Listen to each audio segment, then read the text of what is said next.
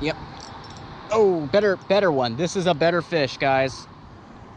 This is a better, whoa, good grief. I don't know what this is, but he's putting up the best fight so far of the day. What's up, guys? Just got done with a meeting.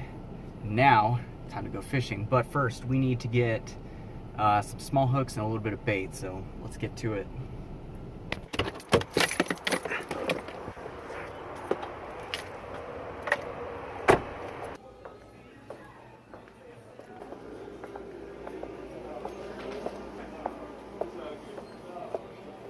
All right, so we have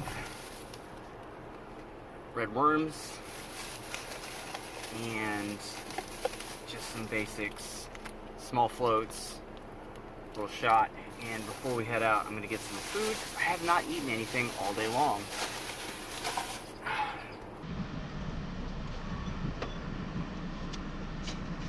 Hi, how are Howdy. you? 757. There you go.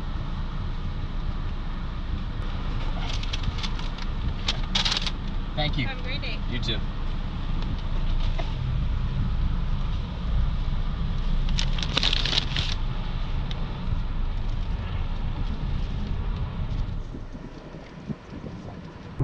So we're driving out to a small pond that I found the other day on a rescue mission. Actually, my two brothers were coming over and their vehicle got stranded, and I went and picked them up and realized there's a really nice looking pond in a park right at the corner that they stopped on. So we're going out there right now.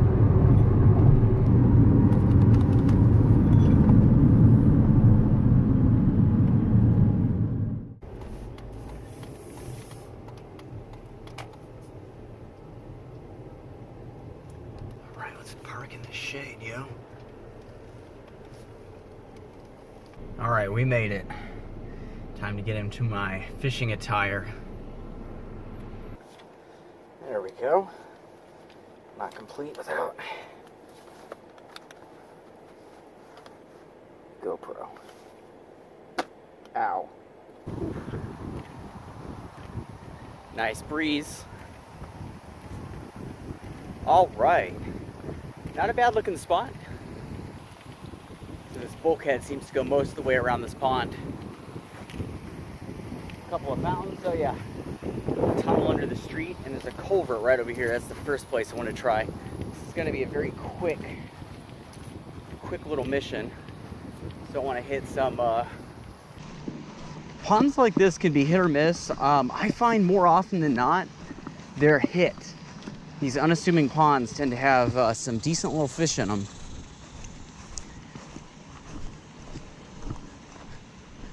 Now I saw a guy and his kids get out and go to the other side, on the other side of the freeway. They might very well know some information that we don't about this place. So if we're not getting any bites, we'll follow their lead. You know, always try to figure out what the locals know that you don't. Ooh, we might have just had a touch right there. Yep, something. Something very small, but definitely nibbling the bait. Yep, there it was again. This could be a bite. Yep, there's a fish. Oh my goodness, look at the colors on that. Yes. That is exactly what I was hoping for. Check this guy out. Oh, that is so pretty. Those colors flared up on his face when they get angry. I love that. Nice fish. Very nice fish. Let's get him unhooked and get him back quickly. Hook is out. Just gonna drop him just right where we found him. Right in there. Good first fish. Good first fish. That's a good sign too. Always really nice when you get exactly the type of fish you wanted, and it's even better when you get your bait back. All right, let's get this rig back on here. Just run it through a couple of times. There we go. And I was gonna start walking again, but let's just toss it the other way.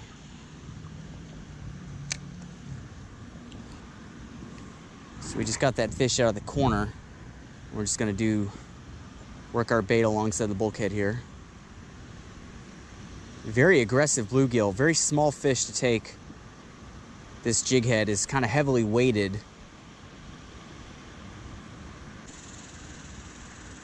It's so hot outside right now. Yep, there's a fish. Oh, I missed him. Definitely a fish down there though. Probably another bluegill. Let's get some more bait on it. This thing is so nice. What? Urban Gear. Such a nice little tool to use pan fishing, and you know, it's got this little carabiner built into it. You just hook that on your belt. Don't even think twice. I love this thing. Anyway, let's get this lid back on. Get this guy baited up. Ooh, he's a bit of a bigger piece of a worm than I thought he was. That's what they do sometimes. They'll contract. You'll get your segment and then they expand and you realize how much of it there actually is. But these fish are feeding quite aggressively, so I don't think it'll be that much of an issue. Also, when the fish start feeding really aggressive like this, I don't care so much about how it's sitting on the jig head. It doesn't have to be perfectly streamlined or anything like that, especially with these bluegill.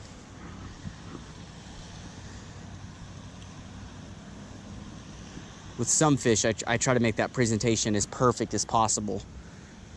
But a lot of the times with these guys, it just doesn't matter. If there's a worm on a hook, they're gonna try to eat it. A little bit of movement to get some attention going.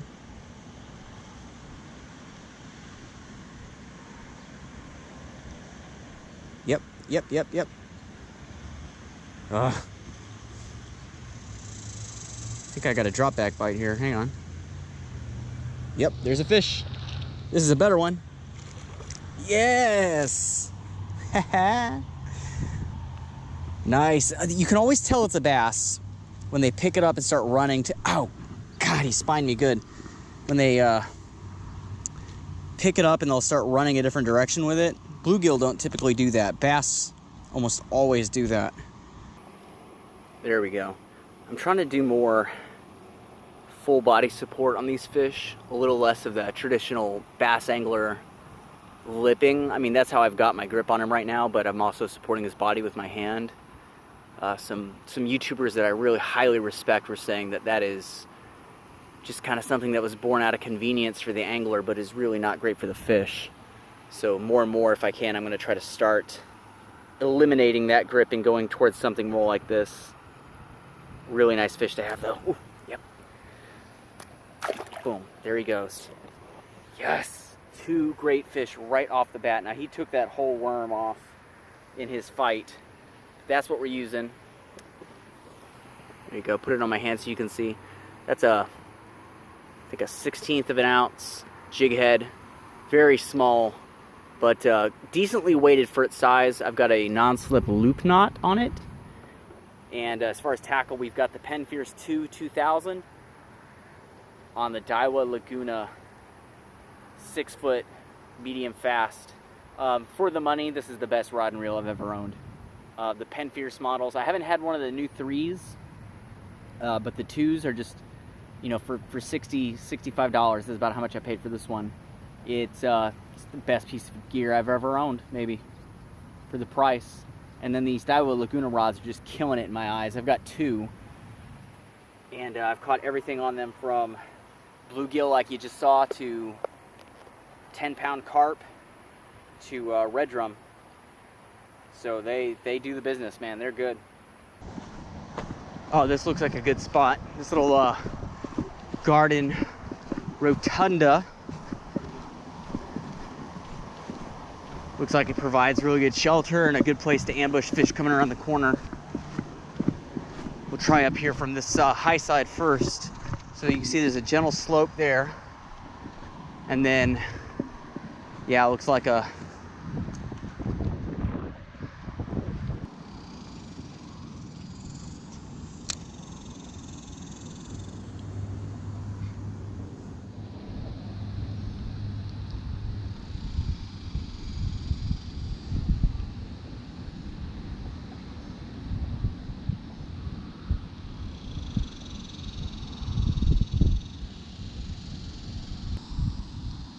Oh, yep, we're on. We're on. There we go. Again, drop back bite. Didn't know he was there for a minute. Aggressive little fish on light tackle. Does not get more fun than that.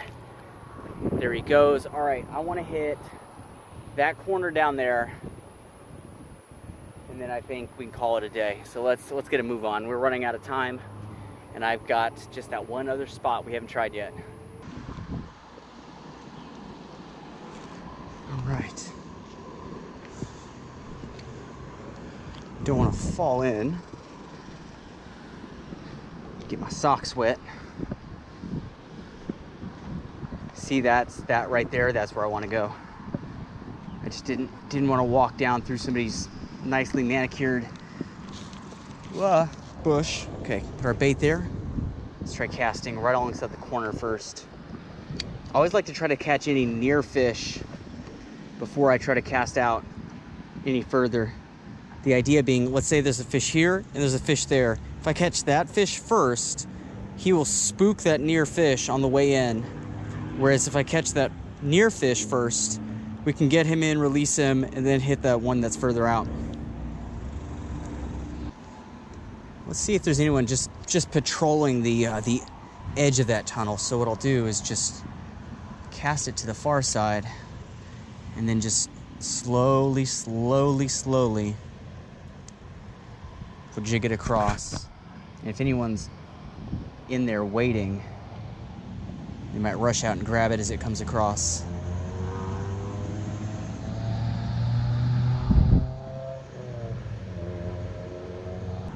Something. Ah, I missed him. Okay, there's definitely fish down there though. Feels like a bluegill, but hard to tell sometimes. So here's what we're gonna do.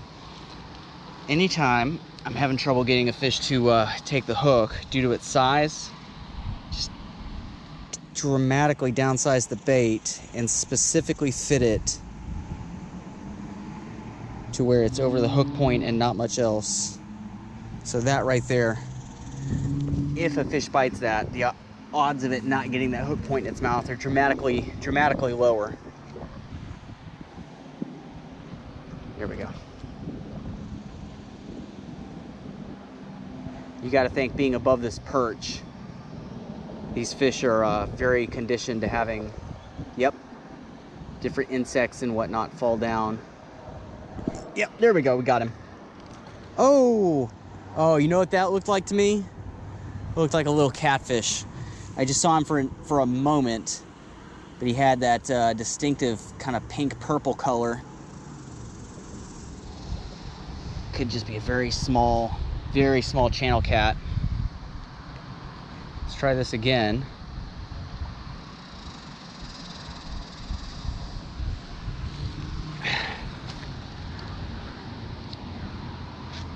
I wouldn't begrudge a catfish. I prefer panfish of some sort, but again, when the clock's ticking, anything is nice. Yep. Is that him? Yep. Oh, better one. This is a better fish, guys. This is a better, whoa, good grief. I don't know what this is, but he's putting up the best fight so far of the day. Big flash. What is that? Oh, it's a drum. Oh, do you guys, oh, yes. Yes. That is a good fish. Look at that. Ah, yes. That is a perfect catch out of this pond. Oh, I'm so happy with that. Wow. Look at this. Gorgeous freshwater drum. So beautiful. One of maybe my favorite, definitely one of my favorite catches in freshwater are these freshwater drum, because you can use panfish tackle to get them, but then they give you a fight much more on par with their saltwater cousins. This is just, what a catch. And this is actually a pretty decent sized one, you know, considering I caught him on a 1/8 of an ounce jig head with 8-pound line. They get huge, but I'm so happy to have this. Let's go ahead and get him back. He's been out long enough.